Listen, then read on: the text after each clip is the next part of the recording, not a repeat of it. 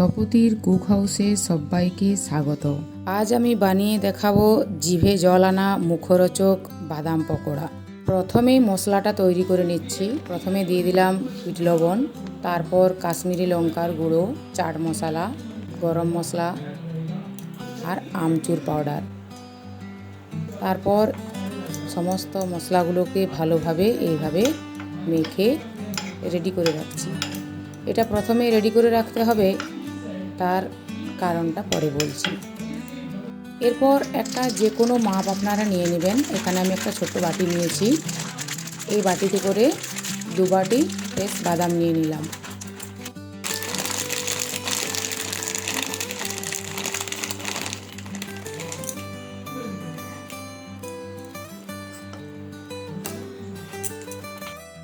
আর ওই বাটির মাপ করেই 1 বাটি বেসন।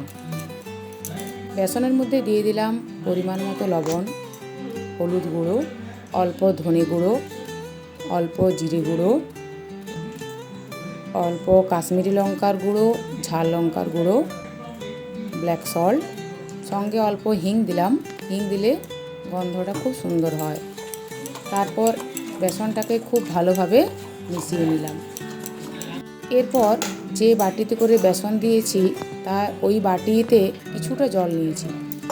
অল্প অল্প করে জলটা দিয়ে এভাবে মেশাতে হবে। একেবারে বেশি জল দিলে এর ঘনত্বটা পাতলা হয়ে যেতে পারে। এইভাবে খুব ভালো করে মিশিয়ে নিলাম। এরপর নিয়ে নিয়েছি একটা পাতি লেবু। এটা বাটিতে রসটা করে নিলাম।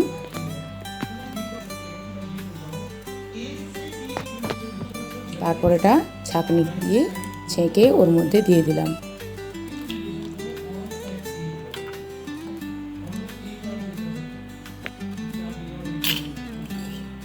আবার ভালোভাবে মিশিয়ে নিচ্ছি।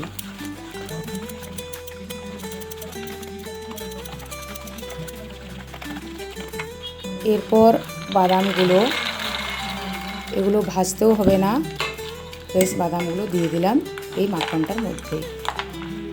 খুব ভালোভাবে মেখে নিতে হবে।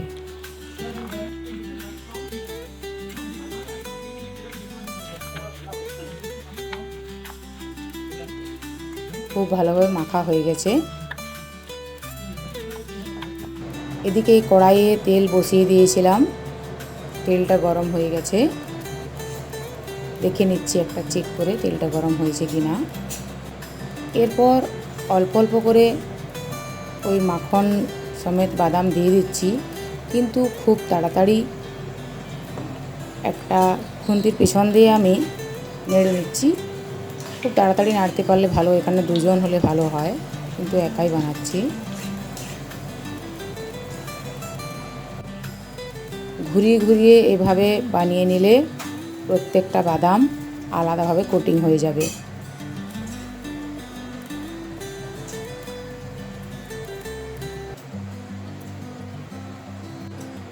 গ্যাসটা অবশ্যই লো টু মিডিয়ামে রাখতে হবে, হাই ফ্লেমে রাখা যাবে না।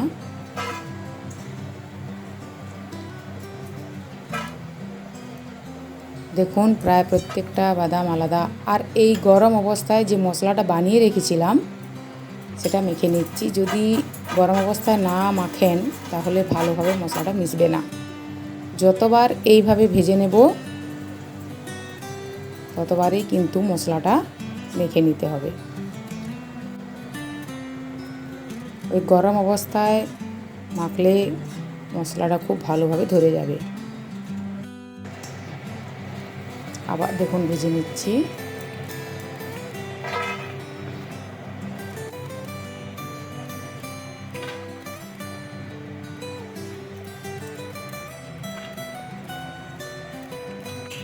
দেখুন প্রায় প্রত্যেকটা বাদাম আলাদা হয়ে গেছে। আর পরিমাণ মতো মশলা দিয়ে এভাবে মেখে নিন।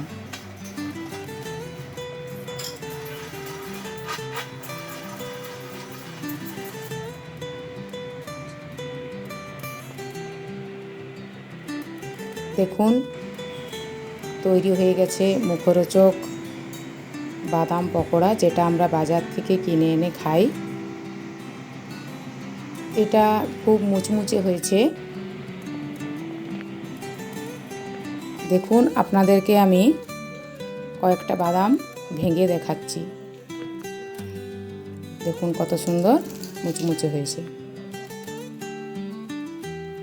এরপর আপনারা একটা কৌটোর মধ্যে রেখে 1 মাস পর্যন্ত সংরক্ষণ করে খেতে পারবেন। ভিডিওটি ভালো লাগলে লাইক, কমেন্ট, শেয়ার করবেন। আর যারা আমার চ্যানেলে নতুন তাদের সাবস্ক্রাইব করার অনুরোধ রইল।